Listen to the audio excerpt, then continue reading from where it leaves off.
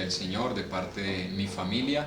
En esta mañana vamos a iniciar nuevamente el culto de adoración a nuestro Dios. Hoy, 19 de abril del 2020, para la gloria de Dios, estamos aquí reunidos con el propósito de exaltar el nombre de nuestro Creador. Así que vamos a leer primeramente, hermanos, el Salmo número 89. Salmo 89, versículo 15 hasta el versículo 17.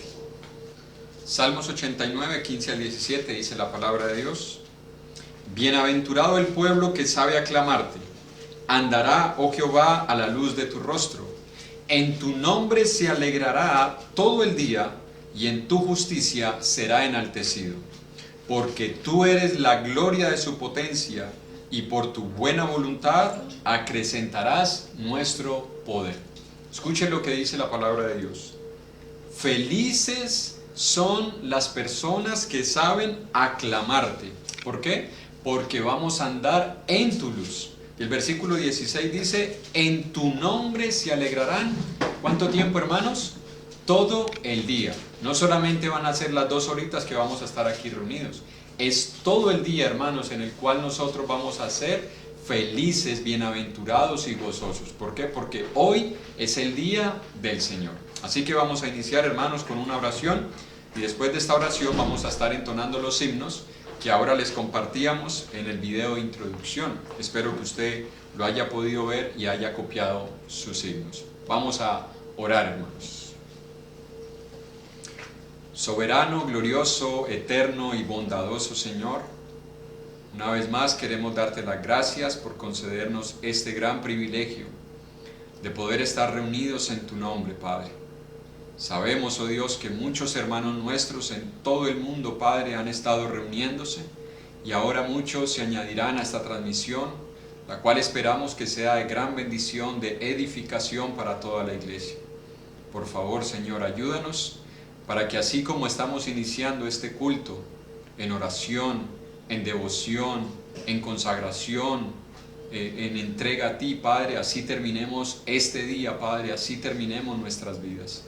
Así que queremos alabarte, glorificarte, exaltarte, Señor, porque entendemos que somos bienaventurados, Padre. Y así queremos pasar todo este culto de adoración, gozosos, alegres, felices, de saber que somos tus hijos, Señor, y de que no importan las circunstancias, las condiciones, siempre, Señor, tendremos el gran privilegio de llegar hasta tu trono, hasta tu presencia, para elevar nuestros himnos de adoración y de alabanza, y para recibir de ti las bendiciones espirituales que tú envías sobre nosotros. Así que pedimos, Padre, que nos ayudes, que dirijas todo lo que vamos a hacer, la cena, la ofrenda, las alabanzas, las oraciones y la meditación de tu palabra, que todo sea guiado por tu Espíritu Santo. Todo lo ponemos en tus manos, confiando en tu gracia y en tu amor, y creyendo, Padre, en que tú vas a hacer mucho más de lo que pedimos o de lo que entendemos. En el nombre de Cristo Jesús te hemos orado. Amén. Amén. Bien, hermanos, vamos a iniciar entonces las alabanzas a nuestro Dios con el himno número 283, Estad siempre gozosos. Himno número 283, Estad siempre gozosos, porque eso es lo que nos decía la palabra de Dios en el Salmo. Feliz, bienaventurado es el pueblo que sabe aclamarte. Así que espero, hermanos, que todos nos encontremos en esta condición, gozosos. Cantemos, hermanos. Estad siempre gozosos, orad sin cesar. Estad siempre gozosos, orad sin cesar. Dad gracias en todo, porque está la voluntad de Dios para con nosotros en Cristo Jesús. De Dios para con nosotros en Cristo Jesús. Estad siempre gozosos, orad sin cesar. Estad siempre gozosos, orad sin cesar. Dad gracias en todo, porque está la voluntad de Dios para con nosotros en Cristo Jesús. De Dios para con nosotros en Cristo Jesús. Amén. Ahí está el otro himno. Vamos a seguir cantando, hermanos, con el himno número 298, Hay un pueblo, porque eso somos nosotros, hermanos, el pueblo de Dios. Así que vamos a cantarle a nuestro Señor. Hay un pueblo. Cantemos. Hay un pueblo que vive muy feliz, y ese pueblo es el pueblo de Dios. Hay un pueblo que vive muy feliz, y ese pueblo es el pueblo de Dios. Y ese pueblo vive así porque un día conoció a Jesús el Salvador.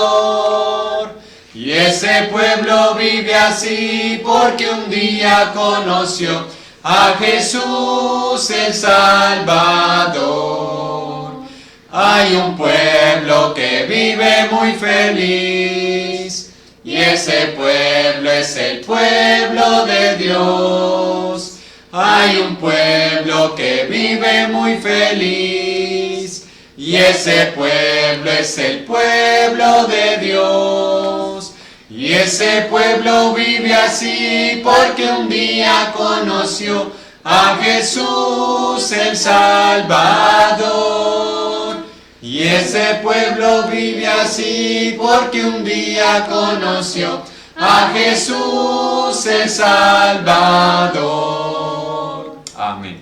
Creo que todos nosotros, a partir de ese momento, desde el día que realmente conocimos a Jesús, en nosotros comenzó la verdadera vida, y eso nos debe producir felicidad. Por eso es que somos el pueblo que vive feliz. En medio de cualquier circunstancia, el pueblo de Dios puede estar feliz y gozoso. Vamos a seguirle cantando a nuestro Dios con el himno número 541, Hosana. Recuerde que la palabra Hosana significa oh, sálvanos, Señor. Y eso es lo que nosotros le pedimos al Señor, y el Señor nos lo dio. El Señor ya nos salvó de nuestros pecados y nos promete la vida eterna. Así que cantemos Hosana. Cantemos. Hosana, Hosana, Hosana en las alturas. Hosana, Hosana, Hosana el Rey de Israel. Gloria sea su nombre, todo el mundo le adore, exaltad, Señor mi Dios, Hosana en las alturas. Gloria, gloria, gloria al Rey de Reyes. Gloria, gloria, gloria al Rey de Reyes. Gloria sea su nombre, todo el mundo le adore, exaltado el Señor mi Dios, Hosana en las alturas. Gloria sea su nombre, todo el mundo le adore, exaltado el Señor mi Dios, Hosana en las alturas. Hosana en las alturas. Amén. Y vamos a entonar el himno número 411. Yo tengo gozo. Himno número 411, yo tengo gozo. En los himnarios que ustedes tienen, hermanos, es diferente el número, es el 389, pero vamos a entonarlo de esta manera. Cantemos.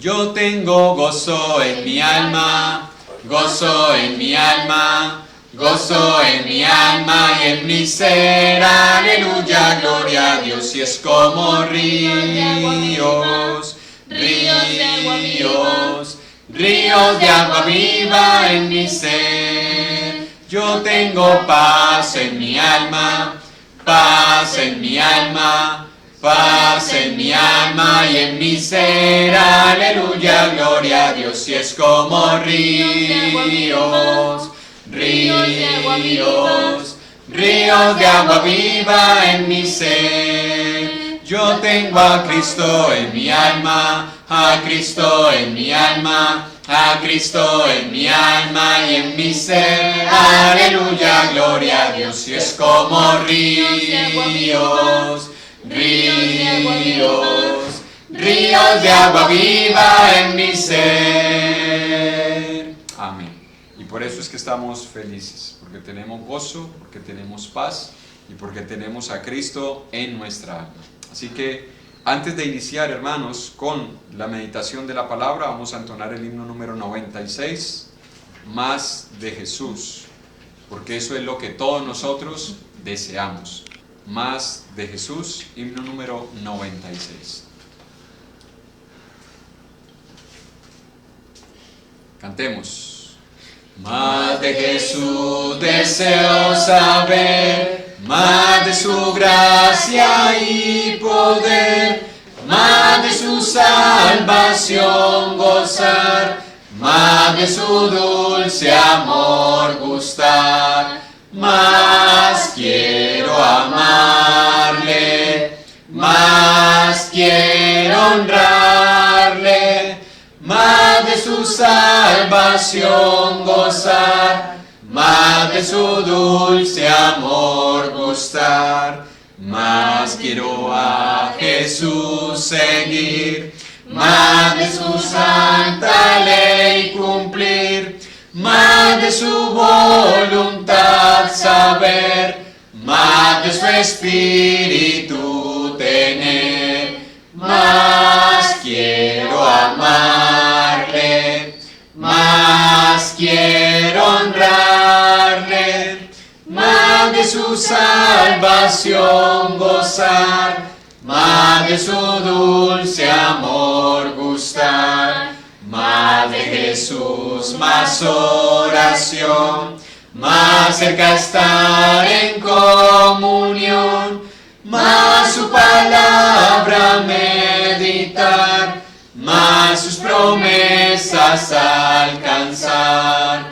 Más quiero amarle, más quiero honrarle, más de su salvación gozar, más de su dulce amor gustar.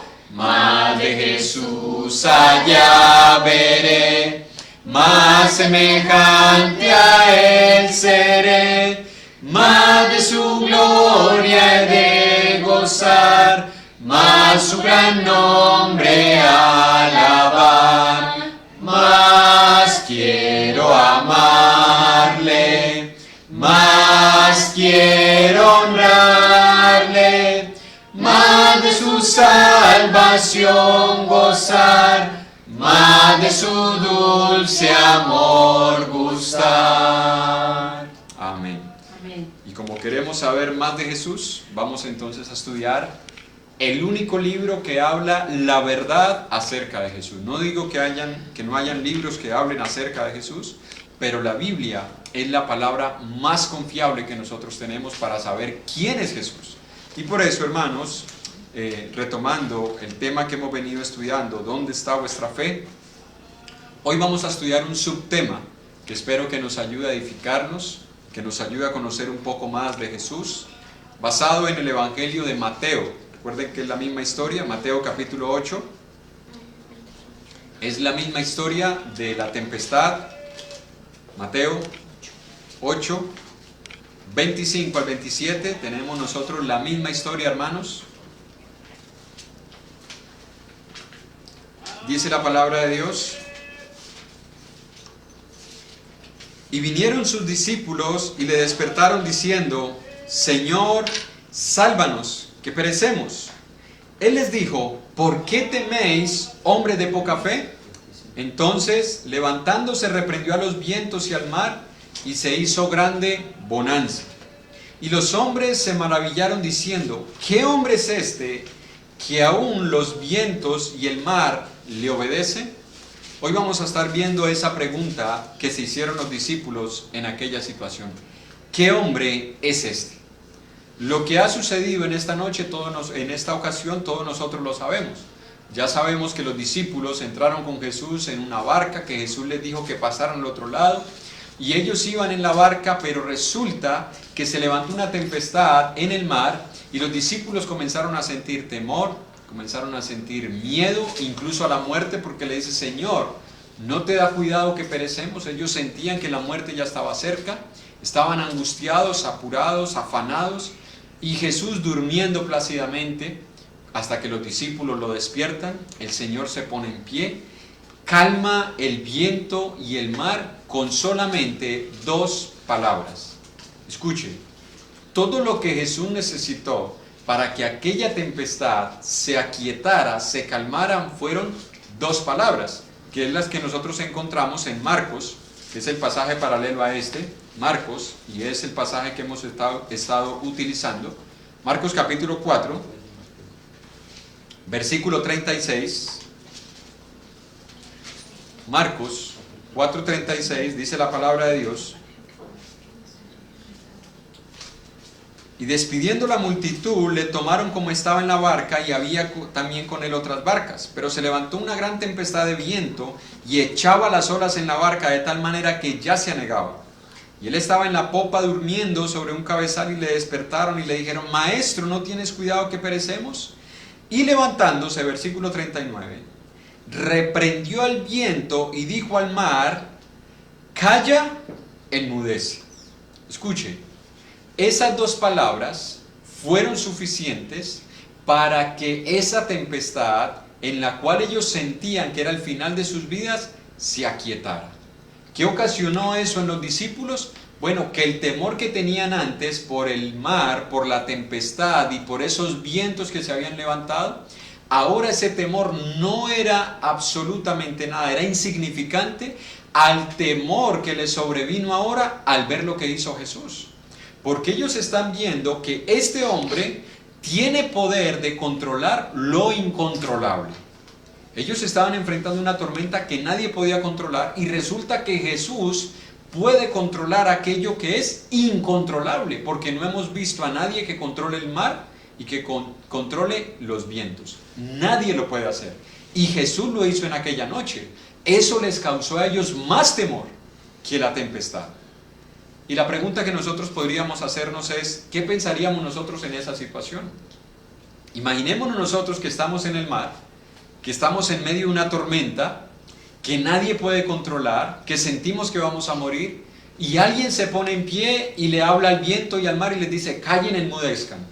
Y todo eso se pone quieto, el mar se pone como un espejo de cristal. ¿Qué pensaríamos nosotros? ¿Nos asombraríamos también? ¿Sentiríamos temor o diríamos: eso era todo lo que había que hacer? Solamente había que ponerse en pie y decir: calla, enmudece, y todo se quedaba quieto. Eso lo hubiera hecho yo. ¿Qué pensaríamos nosotros? Creo que todos nosotros hubiésemos sentido lo mismo que los discípulos: temor de la persona que tienen enfrente, porque es que es un hombre que tiene mucho poder. Mire, si nosotros, no sé cuántos de los que hayan asistido a un circo o hayan visto un programa por la televisión de magia, ¿cuántos de nosotros nos asombramos al ver personas que hacen trucos de magia? ¿Cuántos de nosotros quedamos anonadados cuando alguien hace desaparecer un objeto? O cuando alguien de un sombrero empieza a sacar animales, conejos, palomas, y de allí saca otros objetos que uno dice: ¿y cómo hizo para meterlos allí? ¿Cuántos de nosotros nos hemos quedado a veces aterrados y asombrados? Y aunque uno sabe que es una ilusión, que es un truco, ¿cuántos de nosotros nos quedamos sorprendidos? Pues bien, lo que los discípulos estaban contemplando, y no solamente ellos, sino que iban otras barcas también, es decir, no eran solamente ellos los que vieron este milagro, fueron muchas personas los que vieron este milagro.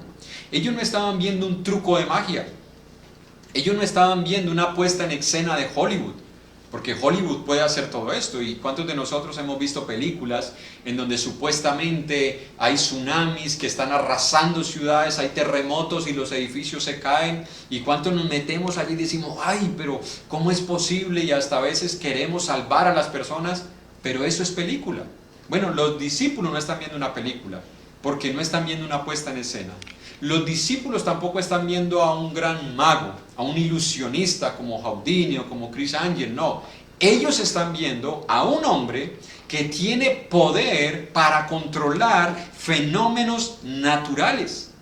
Y ahora tenemos que devolvernos, hermanos, a todo lo que está pasando, porque es que nosotros estamos viendo, ahora Jesús lo vemos como Dios, pero los discípulos tenían a una persona de carne y hueso, que había nacido en un país muy remoto como el país de Israel en el Medio Oriente, en una aldea llamada Belén, que no era la aldea más popular, ya no era como Jerusalén, no era como Samaria, que eran ciudades muy populares, sino que era Belén.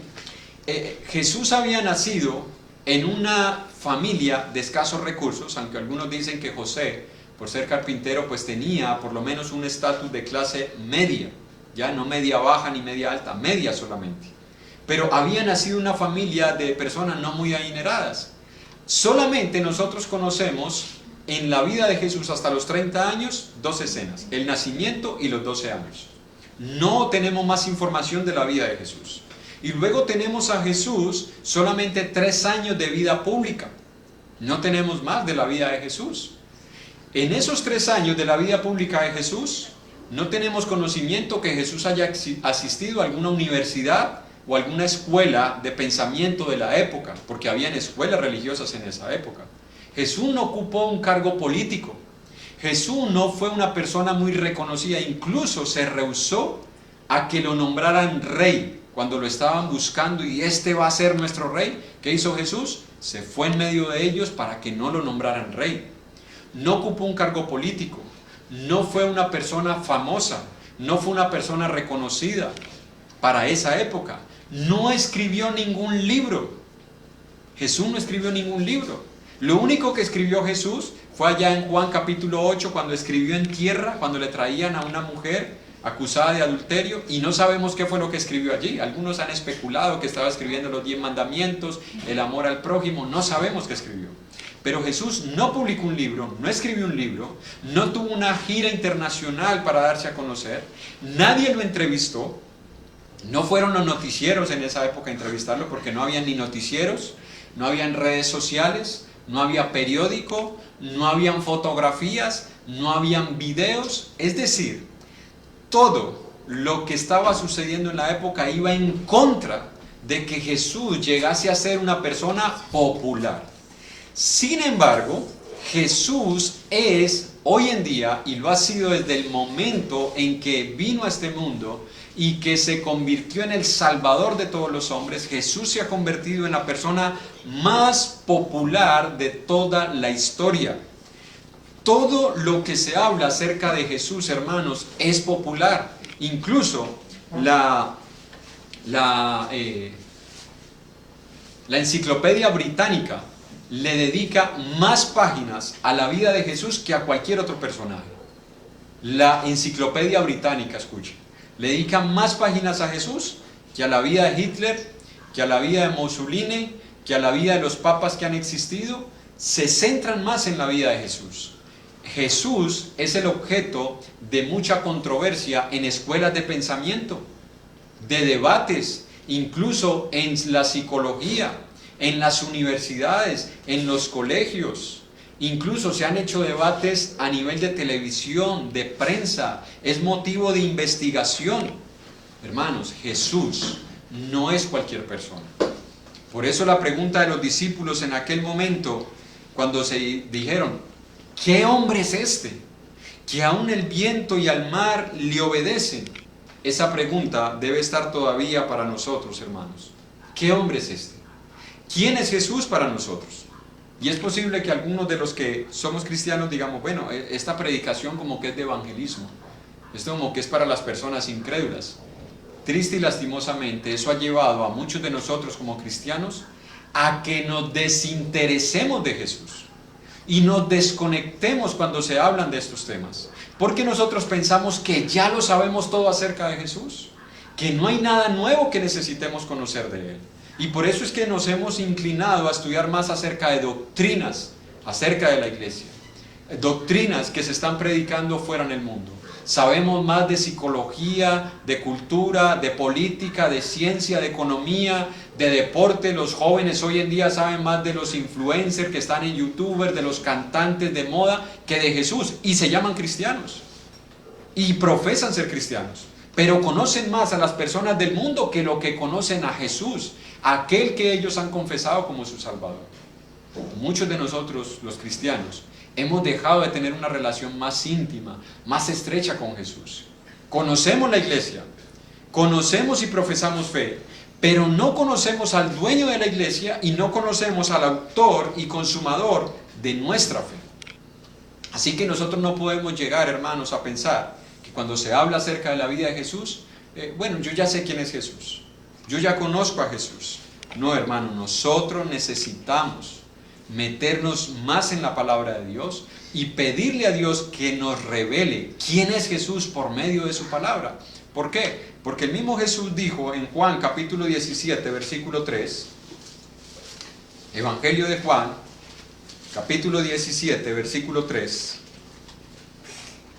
miren lo que dijo Jesús: y esta es la vida eterna. 2 puntos. Es decir, Él nos va a decir cuál es la vida eterna. Que te conozcan a ti, el único Dios verdadero.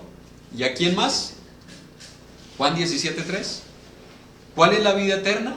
Dice Jesús. Que te conozcan a ti y a Jesucristo, a quien tú has enviado, porque esta es la vida eterna, hermanos. Así que un cristiano debe conocer a Jesús, debe conocerlo íntimamente, porque esa es la vida eterna. ¿Cuál es la imagen que tenemos nosotros de Jesús hoy? ¿Es la imagen que nos acaban de proyectar con las películas? ¿Esa es la imagen que nosotros tenemos de Jesús? ¿O es la imagen de Jesús lo que Jesús acaba de declarar aquí? Que Él es la vida eterna.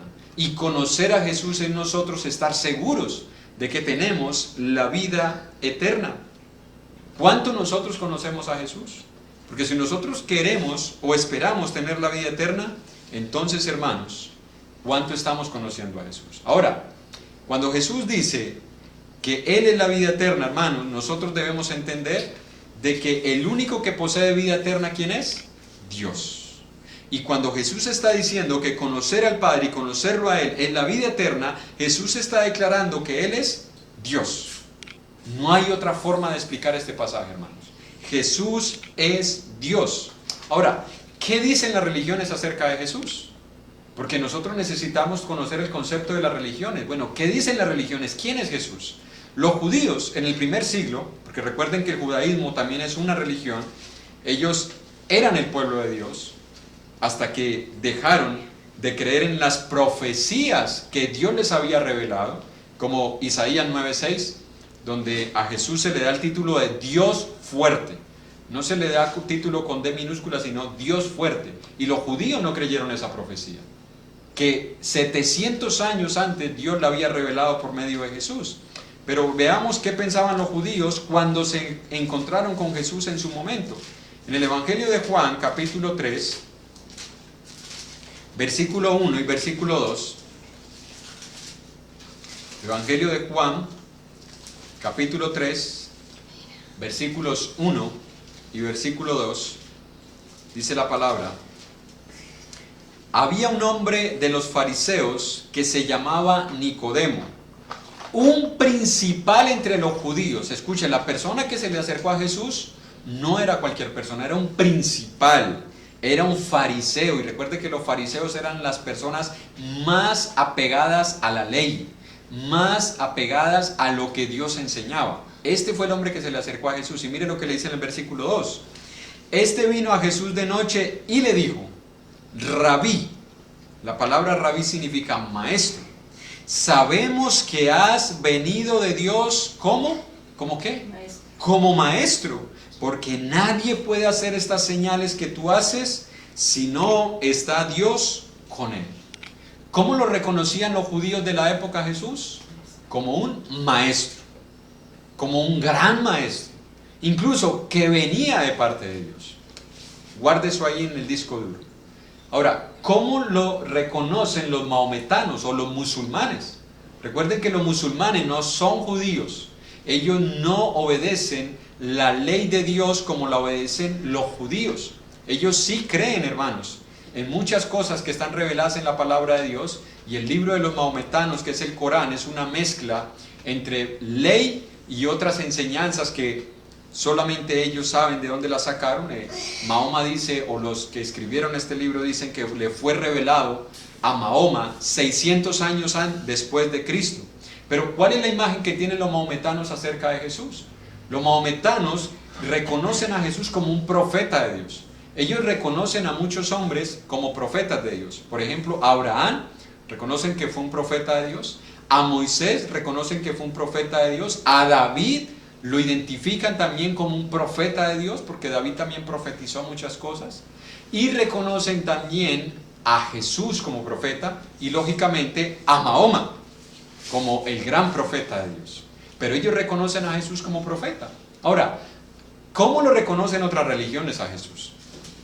Porque también necesitamos saber cuál es el pensamiento de las otras religiones acerca de Jesús. Bueno, hay religiones que reconocen a Jesús como Dios, pero con una D minúscula.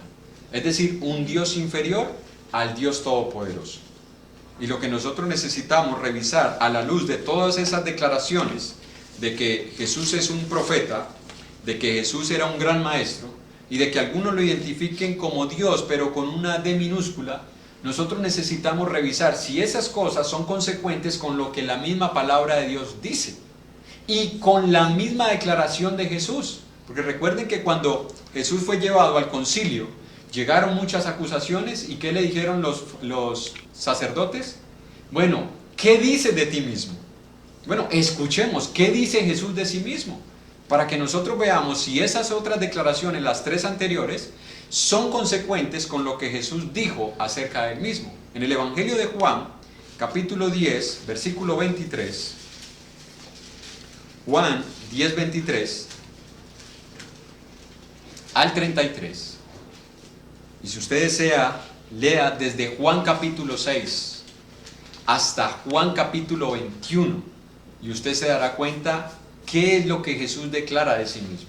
Desde el 6 al 21 usted se va a dar cuenta, porque el libro de Juan fue escrito en una época donde se estaba negando la deidad, la divinidad de Cristo. Para eso se escribió el libro de Juan, el Evangelio de Juan, porque muchos estaban negando que Cristo era Dios. Y Juan comienza su libro diciendo en el Juan 1:1, en el principio era el verbo, y el verbo era con Dios, y el verbo era Dios. Algunas religiones le añadieron el un, y eso ya forma un politeísmo, porque está Dios y está un Dios, y resulta que nosotros no somos politeístas, nosotros creemos en un solo Dios.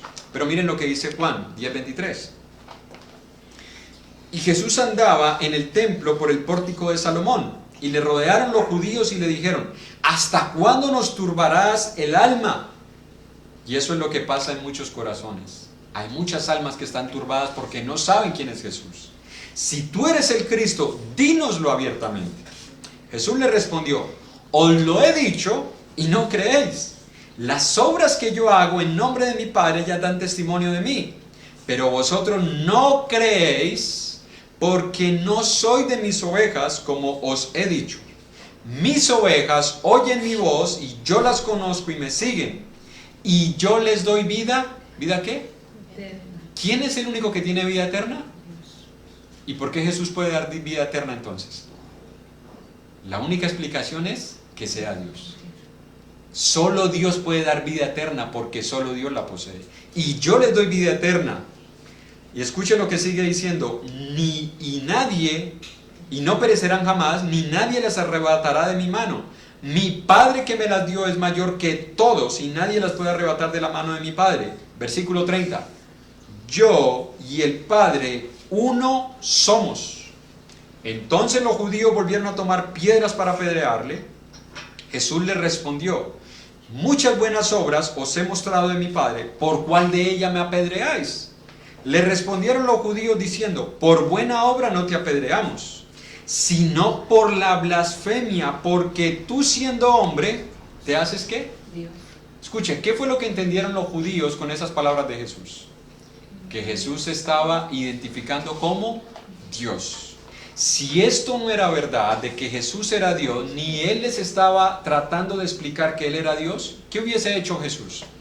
No, esperen un momento, vengan, yo les explico, eso no fue lo que quise decir, es verdad, yo soy un Dios más pequeñito, pero el Dios mayor es el Padre. Jesús no aclaró eso. ¿Sabe por qué no lo aclaró? Porque Él no necesita aclarar que Él es Dios, porque Él sabe que es Dios. Él no necesitaba aclararle a las personas lo que Él acaba de decir, porque precisamente eso es lo que les acaba de decir. Ellos le están preguntando, ¿eres tú el Cristo, el Hijo de Dios? Los acabo de decir y ustedes no me creen. Y la razón por la cual ustedes no creen es porque ustedes no son de mis ovejas. Entonces, cuando nosotros nos encontramos con religiones que identifican a Jesús como un gran maestro, como un gran profeta, o lo identifican como un Dios menor, hermano, no es consecuente con lo que dice la palabra, por una sencilla razón. Porque si Jesús no es Dios, Jesús es un mentiroso. Y no creo que nosotros vayamos a confiar en un mentiroso. Como maestro, para mí no sería un maestro, porque es un mentiroso. Yo no confiaría en las enseñanzas de un mentiroso. Ahora, tampoco le podemos subir el rango y decir, bueno, es más que un maestro, él es un profeta. Porque si es un profeta, sigue siendo un mentiroso, porque él declaró ser Dios en la carne. Entonces sigue siendo mentiroso. Y un profeta que venga de parte de Dios con mentiras, pues yo tampoco confiaría en un hombre así, que sea un profeta pero mentiroso. Y si nosotros decimos, bueno, es Dios, pero es un Dios menor, peor aún, porque la Biblia dice, no tendrás dioses ajenos a mí. Y si yo digo que el Padre es Dios y que Jesús es un Dios, ya hemos formado, hermanos, una herejía, algo que la Biblia condena.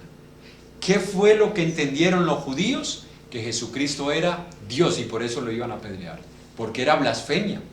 Él decir que era Dios era una blasfemia para los judíos, pero Jesús sabía que Él era Dios y Él sabe que es Dios. Y ahora nosotros, 2000 años después, sabemos que Jesús es Dios. Porque si Jesús no es Dios, hermanos, no vale la pena creer en Él. No tiene sentido creer en Él. No tiene sentido depositar nuestra confianza en Él. No tiene sentido predicar el Evangelio. No tiene sentido que nosotros estemos apartando este tiempo. Perdón. No tiene sentido que nosotros estemos ahora aquí. Si Jesús no es Dios, ¿qué hacemos nosotros? Predicando vida eterna, predicando el Evangelio. Más bien hagamos lo que dijo Pablo en 1 Corintios capítulo 15, versículo 31 y 32. Miren lo que dijo Pablo. Si Cristo no es Dios, entonces hagamos lo que dice 1 Corintios 15, 31 al 32.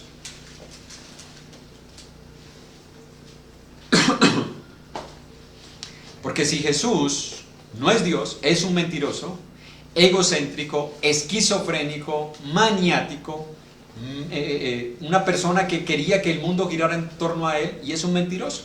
¿Ya? Entonces, si eso es verdad, entonces miren lo que dice Pablo en 15:31. Os aseguro, hermanos, por la gloria que de vosotros tengo en nuestro Señor Jesucristo, que cada día muero. Si como hombre batallé en Éfeso contra fieras, ¿qué me aprovecha? Si los muertos no resucitan, comamos y bebamos, porque mañana... Escuchen, si Cristo no es Dios, es un mentiroso. Y si es una mentira que Cristo es Dios, la resurrección también es un engaño. Y si no hay resurrección, hermanos, ¿qué hacemos nosotros? Hablando de Cristo, hablando de la vida eterna. ¿Qué hacemos nosotros? Comamos y bebamos que mañana moriremos. Esa es la filosofía del mundo y por eso es que usted ve al mundo ¿cómo? Viviendo para sí mismos, viviendo para sus deseos, viviendo para lo que ellos quieren. Así que el problema de las personas del mundo no es que no conozcan de Jesús, es que aunque conocen de Jesús, no creen en Jesús. Aunque digan creer en Jesús, no creen en Jesús. Por eso es que tienen esa filosofía de vida. Comamos y bebamos que mañana moriremos. Es decir, disfrutemos de la vida porque es corta, porque al fin de cuentas mañana nos vamos a morir y el día de mañana nos morimos, todos nos vamos para un lugar donde no sabemos dónde vamos a estar. Entonces, ¿para qué nos preocupamos ahora en vida? Esa es la mentalidad de muchas personas, porque no ven a Jesús como Dios. No están viendo que un día van a tener que estar enfrente de Jesús y van a tener que doblar sus rodillas y sus lenguas confesarán que es Dios. Por eso las personas viven como viven. Así que esa es la mentalidad de muchos y nosotros no debemos vivir así. Nosotros como hijos de Dios no debemos vivir con esa mentalidad. Así que nuevamente surge la pregunta para nosotros como creyentes: ¿quién es este hombre? Para nosotros, ¿quién es Jesús? Para los discípulos era un hombre que estaba controlando lo incontrolable. Para los discípulos era un hombre que hasta ese momento había llegado a ser un perfecto desconocido. Si nosotros volvemos a la tempestad, ellos están viendo solamente a un hombre, pero nosotros estamos viendo, hermanos, un milagro. ¿Cuál milagro? El milagro de controlar fenómenos naturales. ¿Por qué Jesús pudo controlar el viento y el mar? Miren lo que dice Salmo 107. Y espero que los que nos estén viendo o nos estén escuchando o vean después esta transmisión, lean este salmo como si fuera la primera vez que lo leyeran. Salmo 107, versículo 23 al 31. Léalo como si fuera la primera vez que usted lo leyera y luego le voy a hacer otra apreciación sobre esta lectura. Salmo 107, versículo 23 al 31. Los que descienden al mar en naves y hacen negocio en las muchas aguas, ellos han visto las obras ¿de quién? De Jehová, y sus maravillas en las profundidades, porque habló e hizo levantar un viento tempestuoso que encrespa sus ondas. Suben a los cielos, descienden a los abismos, sus almas se derriten con el mal. Tiemblan y titubean como ebrios, y toda su ciencia es inútil. Entonces claman a Jehová en su angustia y los libra de sus aflicciones. Cambia la tempestad en sosiego y se apaciguan sus ondas. Luego se alegran porque se apaciguaron, y así los guía al puerto que deseaban. Alaben la misericordia de Jehová y sus maravillas para con los hijos de los hombres. Una pregunta sencilla. Según este salmo, ¿quién es el que envía los vientos y las tempestades en el mar? Versículo 25. Porque habló e hizo levantar un viento tempestuoso que encrespa sus ondas. ¿Quién hace esto? Dios. Salmo 107 está hablando de Jehová. Luego dice en el versículo 28, entonces claman a Jehová en su angustia, ¿y qué hace? Y los libra de sus aflicciones. ¿Quién? Jehová. Cambia la tempestad en sosiego y se apaciguan sus ondas. ¿Quién hace esto? Dios. Ahora, le hago una pregunta. ¿Por qué Jesús pudo calmar la tempestad en el mar? Si aquí estamos viendo que el que tiene ese poder es Dios. ¿Por qué Jesús lo hizo? Porque Jesús es Dios. No hay otra explicación. No hay otra razón. Quitémonos toda etiqueta teológica, religiosa que tengamos en nuestra mente y seamos honestos con nosotros mismos y leamos lo que dice la palabra de Dios. Que es Dios el que envía los vientos, Dios es el que levanta las tempestades en el mar y es Dios mismo el que tiene el poder de controlarlas. No hay nadie más que tenga ese poder. Por eso es que los discípulos, cuando ven a Jesús calmando la tempestad, ellos dicen, ¿quién es este hombre? Porque ¿quién más puede controlar el viento y el mar sino Dios? ¿Quién es la persona que está entre nosotros? Que tiene ese poder, hermanos, y eso es lo que nosotros debemos preguntarnos hoy. ¿Estamos viendo a Jesús como Dios? ¿O lo estamos viendo solamente como nos lo están presentando las películas? ¿Cómo nos lo presentan las películas a nosotros? Bueno, como el niño Jesús que nació en un pesebre, blanquito, de ojos azules, rizados de oro o rizados color naranja, que luego creció en una aldea, que era carpintero, que solamente a los 30 años nosotros conocemos que comenzó su ministerio, que hizo milagros, que sanó a personas, que luego fue llevado a la cruz, que murió en una cruz, que fue sepultado y resucitó. ¿Es todo lo que nosotros sabemos de Jesús? Porque si eso es todo lo que se necesita saber de Jesús, realmente no es la persona más interesante ni la más popular de toda la época. Jesús es mucho más que eso. Porque si nosotros concluimos que Jesús es Dios, conocer a Jesús, hermano, nos va a llevar toda la eternidad, ni siquiera esta vida. Porque Dios es infinitamente sabio y es eterno, mientras que nosotros somos finitos y no somos completamente sabios. Así que cada vez que nosotros abrimos la Biblia y empezamos a leer de la vida de Jesús, estamos apenas conociendo, hermanos, las faldas de la montaña. No hemos llegado al pico de la montaña y creo que estaremos en el cielo y seguiremos conociendo cada vez más a Jesús. Por eso la pregunta de los discípulos vale para nosotros. ¿Qué hombre es este? Y yo te hago una pregunta, hermano, hermana. ¿Quién es Jesús para ti? ¿Solamente la figura de las películas? ¿O estamos conociendo a Jesús más íntimamente y más profundamente? Le hago una pregunta a aquellos que no son creyentes todavía. ¿Quién es Jesús para ustedes? ¿El hombre de las películas? ¿Aquel que nace el 24 de diciembre y que lastimosamente nunca ha crecido? Porque sigue naciendo como un bebé. Las personas no lo están viendo como lo que es, el Hijo de Dios, que puede perdonar sus pecados. ¿Cómo estás viendo tú a Jesús, amigo? Mira la pregunta del apóstol Pablo en Hechos capítulo 9. Para terminar. Hechos capítulo 9.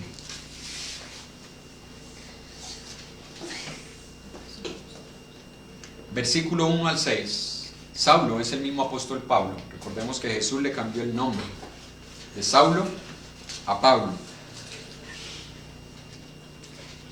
Hechos 9 del 1 al 6.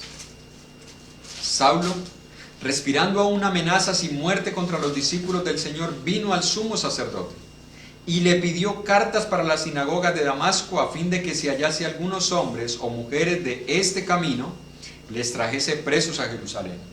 Y yendo por el camino, aconteció que al llegar cerca de Damasco, repentinamente le rodeó un resplandor de la luz del cielo, y cayeron en tierra. Oyó una voz que le decía: Saulo, Saulo, ¿por qué me persigues? Él le dijo, y aquí está nuestra pregunta: ¿quién eres, Señor? Y le dijo: yo soy Jesús, a quien tú persigues. Dura cosa te es dar coces contra el aguijón. Él, temblando y temeroso, dijo: Señor, ¿qué quieres que yo haga? Y el Señor le dijo: levántate y entra en la ciudad y se te dirá lo que debes hacer. Escuche, aquí tenemos la figura de un hombre religioso. Porque ¿quién era Saulo? Un fariseo de fariseos, como lo dicen Filipenses, hebreo de hebreos, circuncidado al 8º día, del linaje de Benjamín. En cuanto a la ley, era irreprensible, seguidor del pueblo de Dios y de Dios hasta la muerte, al punto que él pensaba que tenía que acabar con el cristianismo. Un hombre religiosísimo, pero no conocía a Jesús. Por eso la pregunta: ¿quién eres, Señor? Y esta puede ser la pregunta de muchos religiosos que creen que conocen a Jesús y no lo conocen. Y la pregunta de Saulo vale también para ellos: ¿quién eres, Señor? Háganse esa pregunta ustedes. Pregúntenle a Dios por medio de la palabra: ¿quién es Jesús? Quiero conocer a ese Jesús de las Escrituras, no al Jesús que me han predicado, no al Jesús del que me han hablado. Quiero conocer al Jesús que tu palabra enseña. Hermanos, nosotros debemos conocer a Jesús como cristianos, profundizar más en Él, pero no solamente para tener un conocimiento teórico de la persona de Jesús, porque creo que a todos nosotros nos ha sucedido que cuando nos relacionamos mucho con una persona comenzamos a adoptar cosas de esa persona, forma de hablar, forma de pensar, los programas que a esa persona le gusta, el estilo de música que le gusta, incluso hasta nuestra forma de vestir comienza a cambiar por la influencia de esa persona con la cual pasamos mucho tiempo. Espero que eso sea lo que pase con nosotros, que lleguemos a conocer tan profundamente a Jesús que Él influencie nuestra vida, que nosotros cambiemos nuestra vida, que nosotros reaccionemos como Jesús, pensemos como Jesús, actuemos como Jesús, hablemos como Jesús.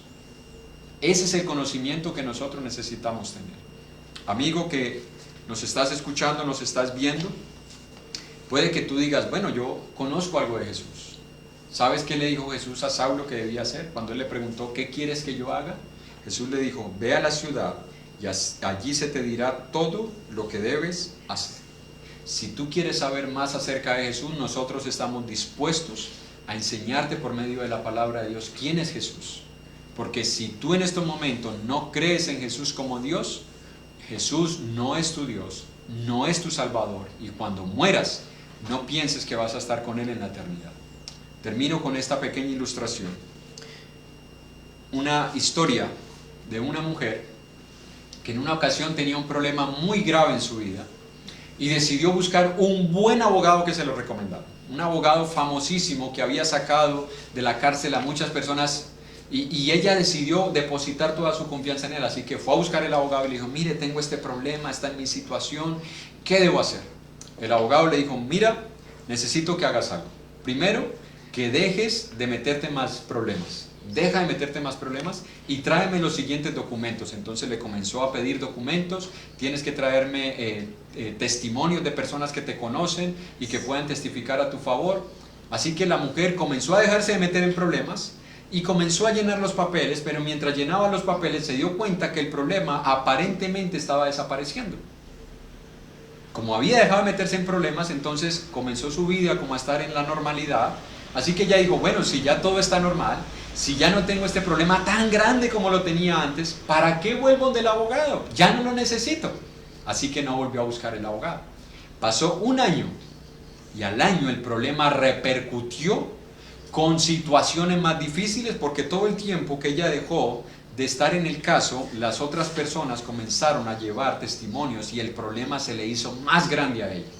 Así que ahora ella dijo, ahora sí necesito al abogado, y se fue a buscar al abogado famoso. Cuando se encontró al abogado, entró a su oficina y sin mediar palabras, sin dejar que le contestara, le dijo, mire, usted tiene que ayudarme, tengo este problema, ¿se acuerda de mí? Yo vine hace un año y le pedí a usted que me ayudara y usted me dijo que no me metiera en más problemas, yo dejé de meterme en problemas, que le reuniera estos documentos, pues la verdad no lo vi necesario, así que no reuní los documentos y ahora el problema está más grande, necesito su ayuda, por favor. ¿Cuánto me cobra? Lo que usted me cobre yo se lo pago. Aquel hombre le dijo, mira, ya no te puedo ayudar. ¿Pero por qué si usted es el abogado más famoso, más conocido?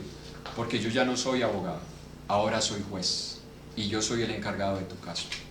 Ahora yo ya no puedo abogar por ti, ahora soy tu juez. Escuche lo que dice la palabra de Dios. Jesús en estos momentos que estamos vivos es nuestro abogado y Él está intercediendo por nosotros ante Dios. Pero el día que nosotros lleguemos a morir ya no es nuestro abogado, será nuestro juez. La palabra en Salmo 7:11 dice, Él es juez justo. Así que si nosotros no aceptamos a Jesús ahora, no pensemos que lo vamos a tener después. Quería que tuviéramos esto como una base, porque vamos a seguir estudiando más acerca de Jesús. ¿Quién es este hombre?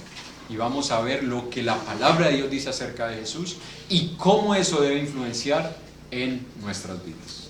Dios les bendiga, hermanos. Espero que haya sido de provecho espiritual para todos nosotros este mensaje. Vamos a seguir adorando a nuestro Dios. Vamos a seguir adorando a nuestro Dios, preparándonos para participar de la cena del Señor con el himno número 187. Himno número 187.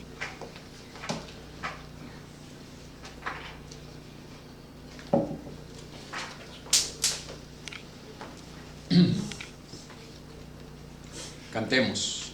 Hubo quien por mis culpas muriera en la cruz, aun indigno y vil como soy.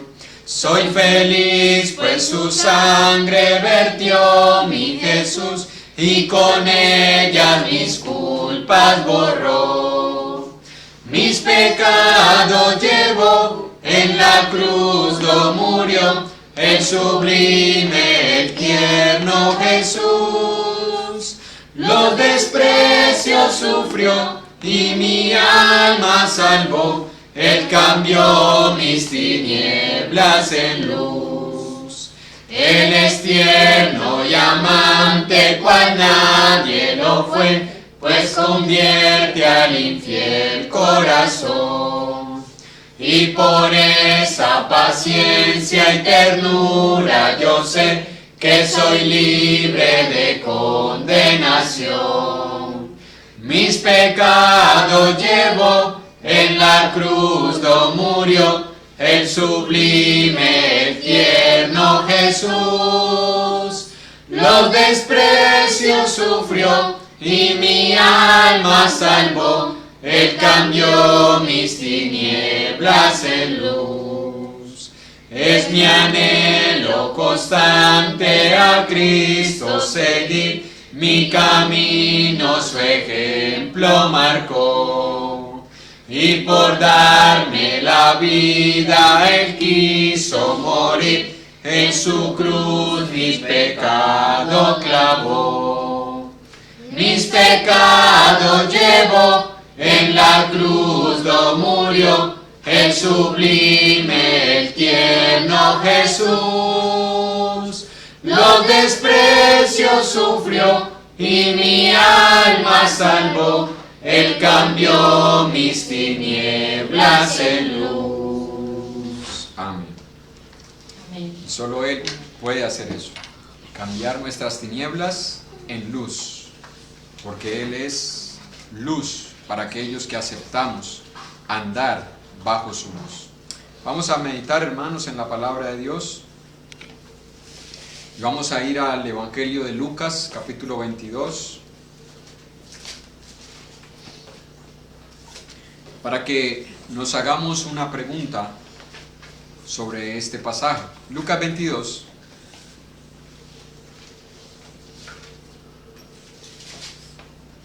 versículo 10. Vamos a leerlo desde el versículo 9. Ellos le dijeron, está hablando con los discípulos, con Pedro y Juan, ¿dónde quieres que la preparemos? Están hablando de la Pascua. Él les dijo, he aquí, al entrar en la ciudad, os saldrá al encuentro un hombre que lleva un cántaro de agua. Seguidle hasta la casa donde entrar. Y decid al padre de familia de esta casa, el maestro te dice, ¿dónde está el aposento donde he de comer la Pascua? ¿Con quién? ¿Con mis discípulos? Entonces, él les mostrará un gran aposento alto ya dispuesto, preparad allí. Fueron pues, y hallaron como les había dicho, y prepararon la Pascua. Cuando era la hora, se sentó a la mesa, y con él los apóstoles. Y les dijo, cuánto he deseado comer con vosotros esta Pascua antes que padezca. Y la pregunta que nosotros debemos hacernos es, Jesús tenía deseo de comer la Pascua con los discípulos, ¿y nosotros también deseamos participar de esta cena? ¿Tenemos deseo de participar de ella? Porque la forma en la cual nosotros demostramos nuestro deseo, si somos cristianos, es preparándonos cada primer día de la semana para participar de la cena del Señor.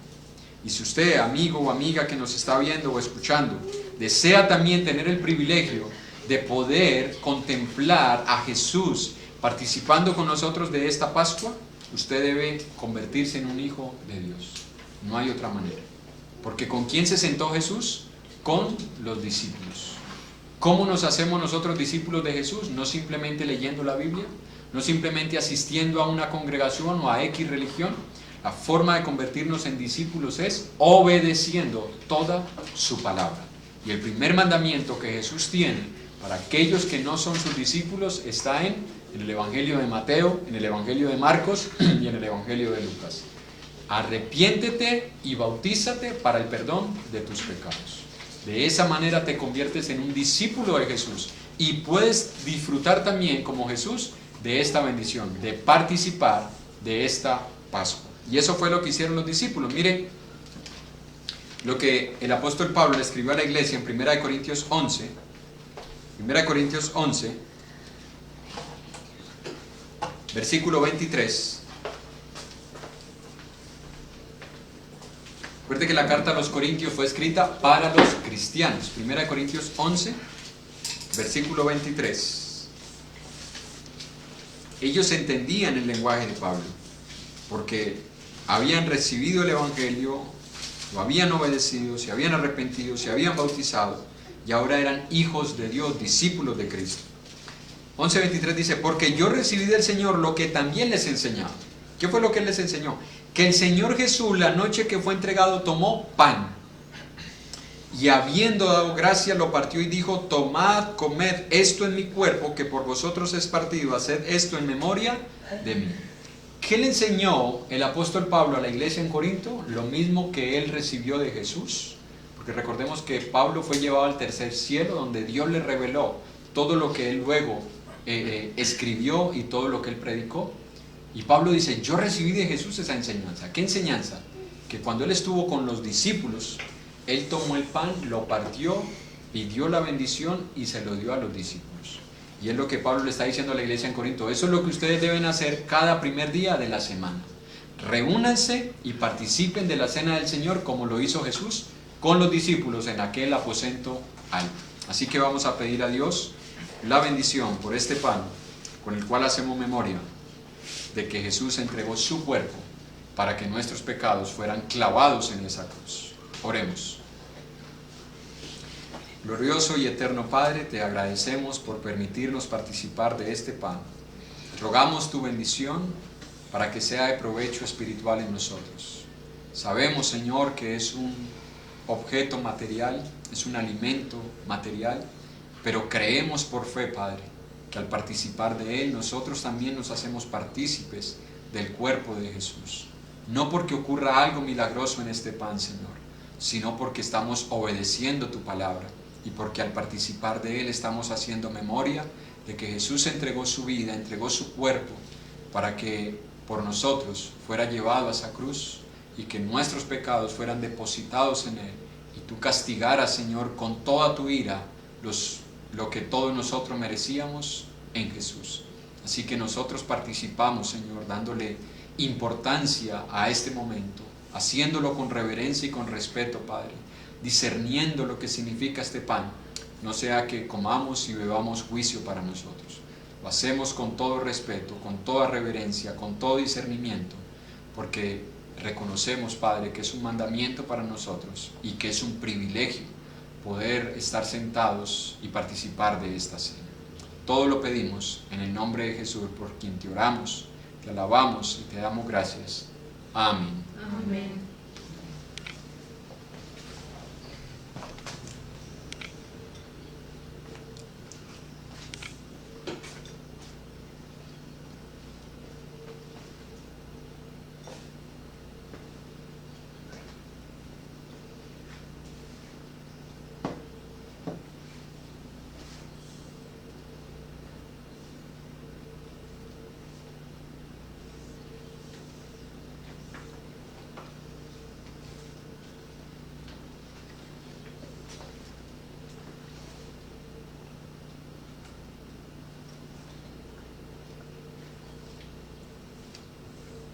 En el versículo siguiente, versículo 25 de 1 Corintios 11,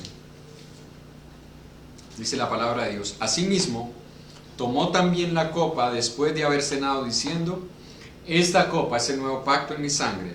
Haced esto todas las veces que la bebiereis en memoria de mí.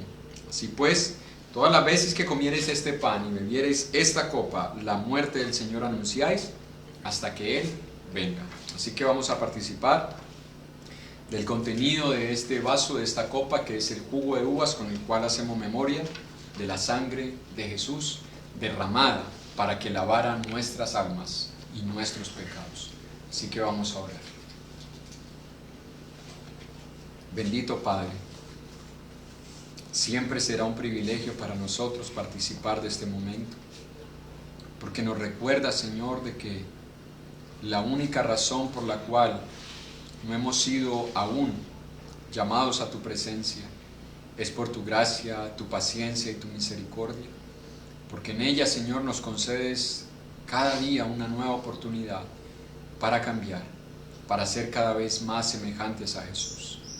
Por medio de esta cena recordamos que Él es nuestro modelo a seguir, porque estuvo dispuesto a entregar su vida y a derramar su sangre para que nuestros pecados fueran perdonados. Así que ayúdanos, Señor, para que nunca se nos olvide de que si ahora tenemos una buena relación contigo, no es por nuestras buenas obras, es porque Jesús entregó su vida por nosotros en esa cruz. Así que participamos de este jugo de uva, Señor, haciendo memoria de su sangre, dándole honor, respeto y reverencia. Esperamos que no sea solamente en este momento, sino que cada día de nuestra vida, Padre, nosotros honremos y glorifiquemos su sacrificio, viviendo en santidad, en piedad y dando testimonio con nuestros hechos.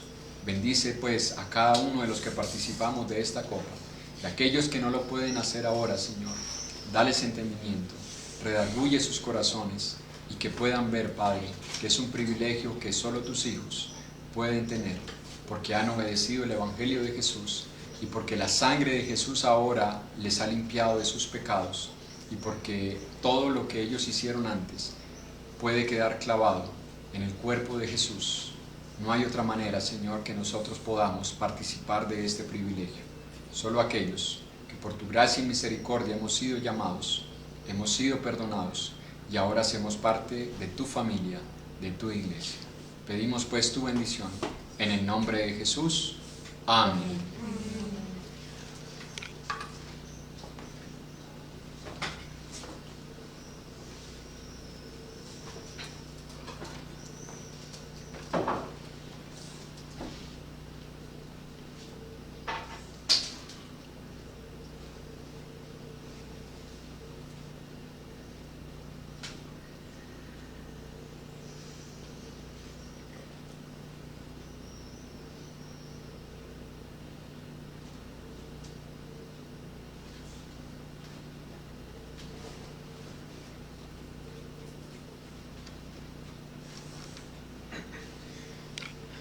Dice la palabra de Dios en Apocalipsis capítulo 19.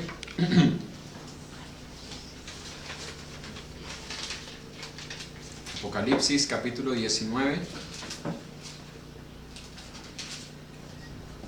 versículo 6 al versículo 9 dice la palabra de Dios. Y oí como la voz de una gran multitud, como el estruendo de muchas aguas, y como la voz de grandes truenos que decía: Aleluya, porque el Señor nuestro Dios Todopoderoso reina.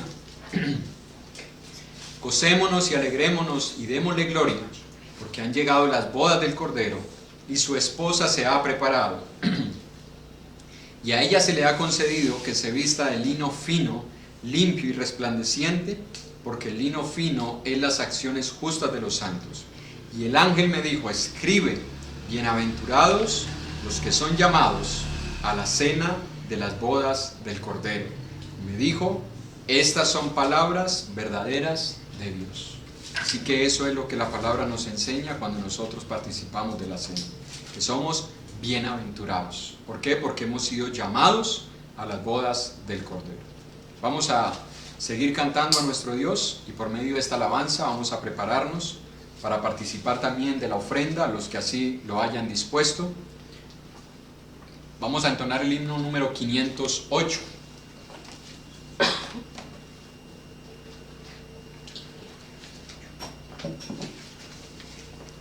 Himno número 508. Después de haber participado del privilegio de la cena, de haber escuchado su palabra, ahora vamos a entonar este himno. Dad gracias. Cantemos. Dad gracias de todo corazón, dad gracias al Dios Altísimo, dad gracias porque a su Hijo Jesucristo nos dio. Dad gracias de todo corazón, dad gracias al Dios Santísimo. Dad gracias porque a su Hijo Jesucristo nos dio. Y ahora diga el débil fuerte soy, diga el pobre rico soy. por lo que hizo el Señor por mí. Y ahora diga el débil, fuerte soy, diga el pobre, rico soy, por lo que hizo el Señor por mí. Dad gracias, dad gracias. Amén. Y una forma de darle gracias a Dios es nosotros poder contribuir por medio de la ofrenda. Porque eso es una forma de nosotros decirle, Señor, gracias por lo que me diste la semana que terminó y porque en esta semana que comienza puedo, de lo poco que tú me has dado, Señor, compartir con mis hermanos. Vamos a ver en Filipenses capítulo 4. Filipenses capítulo 4. Versículo 10 al versículo 20. Filipenses 4:10 al 20 dice la palabra de Dios. En gran manera me gocé en el Señor de que ya al fin habéis revivido vuestro cuidado de mí, de lo cual también estabais solícitos, pero os faltaba la oportunidad. No lo digo porque tenga escasez, pues he aprendido a contentarme cualquiera que sea mi situación. Sé vivir humildemente y sé tener abundancia. En todo y por todo estoy enseñado, así para estar saciado como para tener hambre, así para tener abundancia como para padecer necesidad. Todo lo puedo en Cristo que me fortalece. Sin embargo, bien hicisteis en participar conmigo en mi tribulación. Y sabéis también vosotros, oh Filipenses, que al principio de la predicación del Evangelio, cuando partí de Macedonia, ninguna iglesia participó conmigo en razón de dar y recibir, sino vosotros solos. Pues a una Tesalónica me enviasteis una y otra vez para mis necesidades. No es que busque dádivas, sino que busco fruto que abunde en vuestra cuenta. Pero todo lo he recibido y tengo abundancia. Estoy lleno, habiendo recibido de Epafrodito lo que enviasteis, olor fragante, sacrificio acepto, agradable a Dios. Mi Dios, pues, suplirá todo lo que os falta conforme a sus riquezas en gloria en Cristo Jesús. Al Dios y Padre nuestro sea gloria por los siglos de los siglos. Amén. Un pequeño recuento brevemente. La iglesia de Filipos es la iglesia que está en Macedonia. Nosotros vimos en 2 Corintios capítulo 8, versículo 1 en adelante, que las iglesias de Macedonia estaban en grande prueba de tribulación y eran profundamente pobres. Esta es una iglesia de esas, una iglesia profundamente pobre, pero eso no fue un estorbo para que ellos una y otra vez le enviaran al apóstol Pablo para su obra misionera. ¿Y qué dice Pablo? Yo no estoy buscando fruto, no estoy buscando perdón, algo como para hacerlos sentir a ustedes bien, o no estoy buscando solamente que ustedes me den dinero. Yo no estoy queriendo sacarles el dinero. Lo que dice Pablo es, no es que busque dádivas, yo no estoy buscando que ustedes me regalen nada, no estoy buscando que ustedes se sientan obligados a darme a mí, sino que busco fruto que abunde en vuestra cuenta. ¿En cuál cuenta, hermanos? En la cuenta celestial, donde la polilla y el orín no pueden corromper, donde lo que todos nosotros invirtamos aquí en la tierra no se va a perder. A veces nosotros invertimos en cosas aquí materiales que nos pueden durar mucho tiempo, pero al fin se acaban, se dañan, se desperdician, se echan a perder, nos las roban, ¿sí o no? Pero Pablo dice no. Cada vez, hermanos, que ustedes me enviaron a mí una ofrenda, eso comenzó a abundar en la cuenta que ustedes tienen en el cielo. Ese es el lugar más seguro para nosotros invertir. Y Pablo dice en el versículo 18, todo lo he recibido y tengo abundancia, estoy lleno, habiendo recibido de Epafrodito lo que enviasteis. Escuche lo que se había convertido, en lo que se había convertido esta ofrenda. En olor fragante y en sacrificio acepto, agradable, ¿a quién? A Dios. Pablo no dice, miren, ustedes me enviaron cuántos miles de pesos, no. Lo que ustedes me enviaron, eso es un olor fragante a Dios. Lo que nosotros ofrendamos de corazón, por amor, es un olor fragante, acepto delante de Dios. Así que es por eso que nosotros, de lo poco, de lo mucho que hemos recibido, de lo poco, de lo mucho que tenemos, estamos dispuestos a compartir. Estamos dispuestos a compartir porque eso es un olor fragante ante la presencia de Dios. Así que si usted ha apartado su ofrenda, hermano o hermana, téngala allí y ya usted sabe lo que hemos hablado internamente como iglesia, qué se están haciendo con esas ofrendas que cada uno ha apartado en su hogar, allá en la intimidad de su corazón con Dios.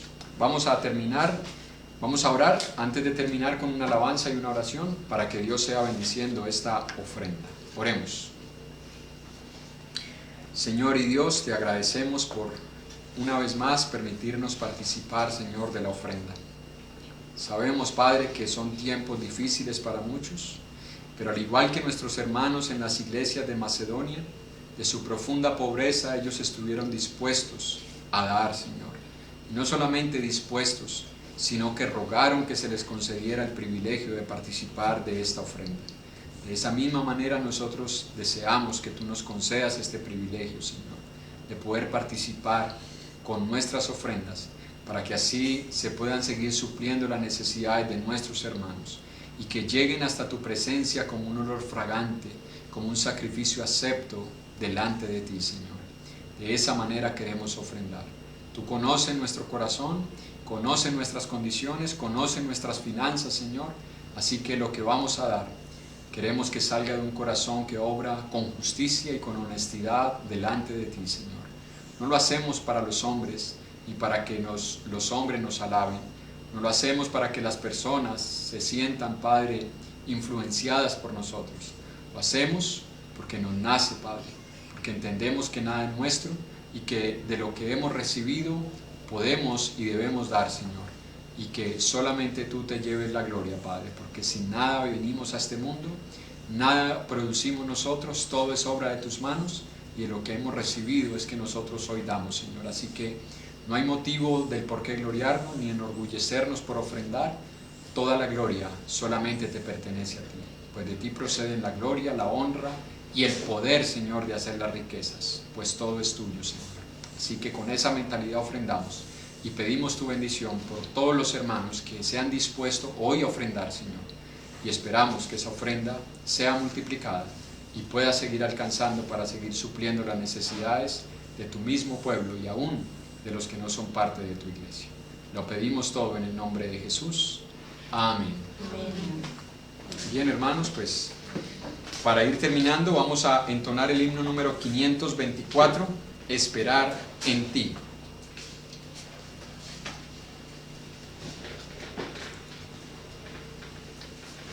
Y si desean ponerse en pie, vamos a cantar este último himno, poniéndonos en pie allá en sus hogares. Y meditemos, hermanos, en lo que este himno nos enseña. Meditemos y reflexionemos en lo que por medio de esta alabanza nosotros le estamos diciendo también a Dios.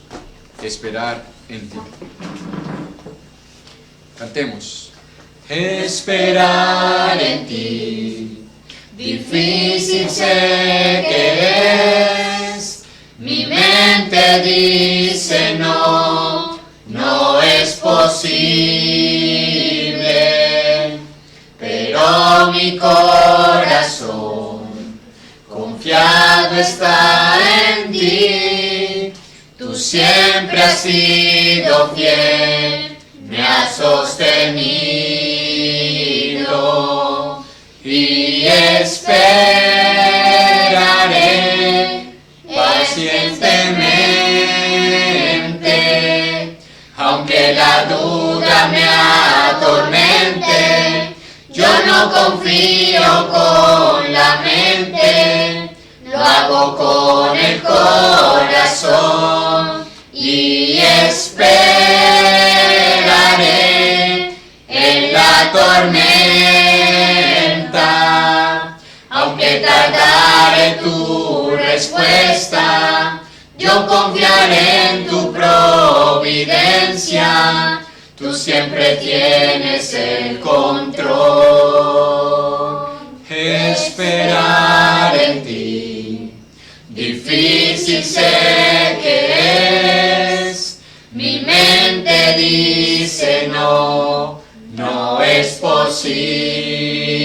imposible, pero mi corazón confiado está en ti. Tú siempre has sido fiel, me has sostenido y esperaré pacientemente, aunque la duda me atormente. Yo no confío con la mente, lo hago con el corazón y esperaré en la tormenta. Aunque tardare tu respuesta, yo confiaré en tu providencia. Tú siempre tienes el control. Amén. Y podemos esperar en Él, porque Él tiene el control, aunque a veces es difícil. Y yo acepto que a veces es difícil porque tantas noticias que nos llegan, tanta información, y uno ve la situación y uno dice, bueno, ¿cuándo se va a solucionar todo esto? Pero debemos confiar en Él.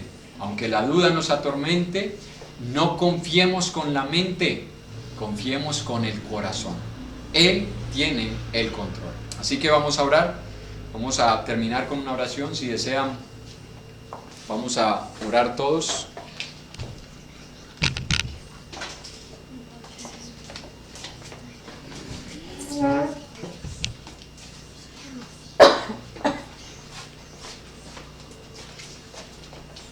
Los que deseen, vamos a terminar.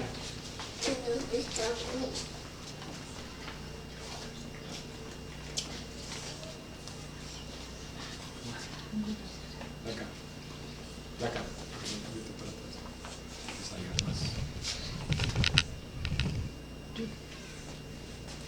Vamos a orar. Oremos. Padre eterno, Dios todopoderoso, te damos gracias por este primer día de la semana que hemos podido comenzar en adoración a ti. Padre, como lo leíamos en tu palabra, felices y alegres el pueblo que sabe aclamarte, porque en tu luz podemos andar. Bienaventurados los que se regocijan en ti, porque todo el día podemos vivir así, Señor. Pedimos, Padre, que tú dirijas y guíes nuestro caminar de ahora en adelante, que lo que hemos aprendido de tu palabra, Señor, no se nos olvide, sino que lo pongamos en práctica en nuestras vidas, que conozcamos cada vez más a Jesús, el autor y el consumador de nuestra fe, en quien hemos depositado nuestra esperanza, porque nos ha prometido vida eterna y porque ya nos ha dado la garantía, Señor, por medio del Espíritu Santo, porque Él triunfó en la cruz, venció la muerte. Por eso ahora nosotros creemos que si llegamos a morir, Padre, de cualquier forma, ya sea por una enfermedad o por un accidente, Padre, tenemos asegurado la vida eterna a tu lado en los cielos. Así que ayúdanos a creer en esas promesas y que eso se conviertan, Señor, en estímulos en nosotros para vivir en santidad, en piedad, para dar testimonio, Señor, con nuestras vidas de que realmente conocemos a Jesús y ha influenciado lo que nosotros decimos, hacemos, pensamos, cómo reaccionamos, cómo actuamos, las relaciones que tenemos, Señor. Ayúdanos, por favor, para que eso sea una realidad. Que no prediquemos solamente a un Cristo crucificado, sino a un Cristo vivo, porque vive en cada uno de nosotros. Pedimos por nuestras familias, por nuestros amigos, por las personas cercanas a nosotros que aún no han obedecido el Evangelio. Padre, ten misericordia de ellos, concédeles el arrepentimiento y permite que tu palabra llegue a sus corazones y que puedan, Señor, convertirse en hijos tuyos también, que se añadan a ese pueblo numeroso, no solamente que hay aquí en la tierra, sino que un día estaremos contigo en los cielos, que como dice tu palabra, será una multitud que nadie puede contar, de todo pueblo, lengua, tribu, nación, porque esos son tus hijos, Señor, multitudes que han obedecido el Evangelio y que han recibido por gracia el perdón de sus pecados. Pedimos por nuestros hermanos, por aquellos que están pasando por dificultades, por momentos de tribulación, por esta situación del COVID-19, Pedimos que les ayudes si hay algún enfermo, familiares nuestros que estén enfermos, que tu mano misericordiosa sea sobre ellos, concediéndoles un poco más de vida, Señor, pero para que se arrepientan y para que lleguen a ser tus hijos. Pedimos por nuestras familias, pedimos para que tú les bendigas y les ayudes también, y que nuestro testimonio influencie en sus vidas y puedan desear, Padre, conocerte más y conocer a Jesús, quien es la vida eterna. Pedimos, Padre, por todo lo que se va a hacer este resto de semana. Pedimos tu guía y tu dirección, sea secular o espiritual, que todo lo hagamos, Señor, no en nuestras fuerzas, sino confiando en que tú tienes el control. Por medio de Jesús, en su nombre te oramos, te alabamos y te damos gracias. Amén. Amén. Dios les bendiga a todos. No vaya a cortar todavía. Los anuncios, hermanos, para este resto de semana. Primero que todo, hermanos, les pedimos que aquellos que se han conectado, que estuvieron en estos momentos conectados, que por favor envíen su saludo. Vamos a tener abierto un momento en la página, envíen su saludo, su confirmación de que les está llegando la información, de que les están llegando los audios, los videos, para nosotros saber si hay alguien a quien no le está llegando, cómo podemos hacer para que se pueda unir a esta transmisión. Así que escriba allí presente, familia tal o hermano tal, o si es de aquí, especialmente de la Iglesia de Cristo en Cali, que queremos saber si les está llegando a nuestros hermanos, si se están edificando, para que así podamos seguir creciendo todos, y si no, buscar la forma de cómo solucionar esos inconvenientes de las conexiones. También les anunciamos para este resto de semana, hermanos, el día lunes, día jueves y día viernes habrán reflexiones y meditaciones para toda la iglesia a partir de las 7 de la noche. El día miércoles tenemos un estudio bíblico con el hermano Juan Carlos, carta de los Filipenses. Ya estamos entrando en los últimos capítulos, así que les animamos a unirse a estas transmisiones, y si no las ha visto, vaya al Facebook de la iglesia, Iglesia de Cristo Cali Autopista, y allí va a encontrar los estudios pasados para que se ponga al día. Y también las diferentes reuniones que se tienen vía Skype, grupo de los jóvenes, el grupo de servidores que tenemos, algunos devocionales que se están haciendo. Les animamos a estar atentos a los mensajes por WhatsApp o a los mensajes vía Facebook, para que estemos al tanto de todo esto. Y si usted tiene, hermano, alguna necesidad especial, si usted tiene algún inconveniente, háganoslo saber. Queremos ayudar, queremos llegar hasta usted por los medios que Dios nos permita, para poder suplir en algo sus necesidades o sus dificultades. Es todo, hermanos. Dios les continúe bendiciendo.